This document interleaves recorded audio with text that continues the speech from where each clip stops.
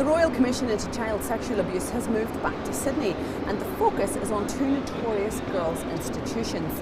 The Commission is going to hear from women who were abused at the Parramatta Girls' Home in Sydney and the Institute for Girls at Hay between 1950 and 1974.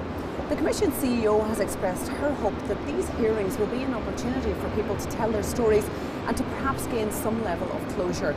The hearings will last for 3 days. Emma Hannigan, SBS World News. I ended up because I was in an abusive situation at home.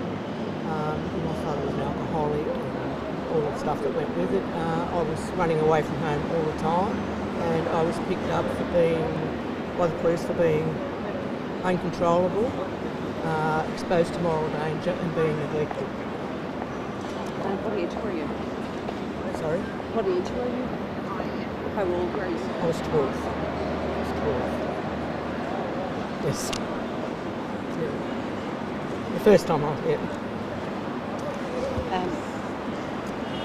And can you tell me, we've heard that it was pretty awful. Well, it was awful, yes. Well, the first time I was picked up, I went to court, I was put into glebe for, I think it was about 6 weeks, which was, you sit in a room with other girls and you could read maybe magazines and maybe listen to the radio. So you're stuck in there for 6 weeks. But the worst thing about that was the fact that you didn't know what was happening, and you also had to go and see the doctor there, who gave you an internal exam, which was pretty horrific because that was you weren't told anything. It was something you had to do, and that was horrific. That was like being molested all over again. And then you went to court. I went to court, and I was committed to Parramatta Girls' Home, and I went there. And when I first went there, I was in.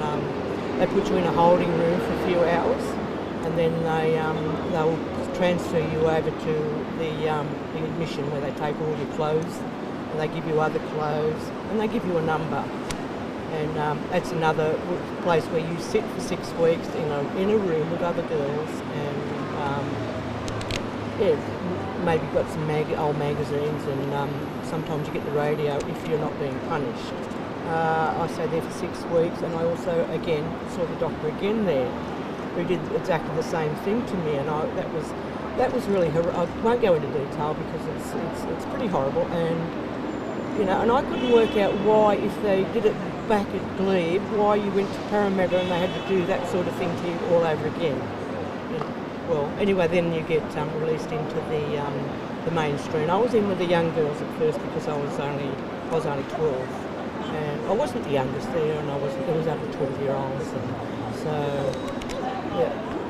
What do you think that being here today and being able to talk about it, what do you hope to achieve by that? It validates all those years ago, and I thought this is really wrong, and it shouldn't be happening. And why is it happening, and why am I being punished? Because I was the abused person, and yet I was being punished, And some of the punishments you got in there too. I was being punished for being, running away from home because the home situation wasn't very good, and also for being sexually abused too. I was being punished for that. I wasn't sexually abused in the home, but other punishments I got were isolation, which is a cell like in a jail with the big door and the little window, and you could be in that place for 24 to 48 hours, and you were fed bread and water. You were fed a chunk of bread on a tin plate, and you were given a tin mug with a handle and water and milk, and that's what you got to eat for the 24, 48 hours.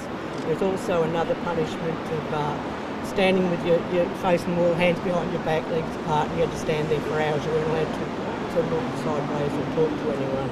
And they also had segregation.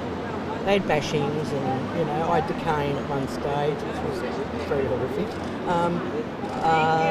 With segregation, where there was in the admission building, I remember they had 3 rooms.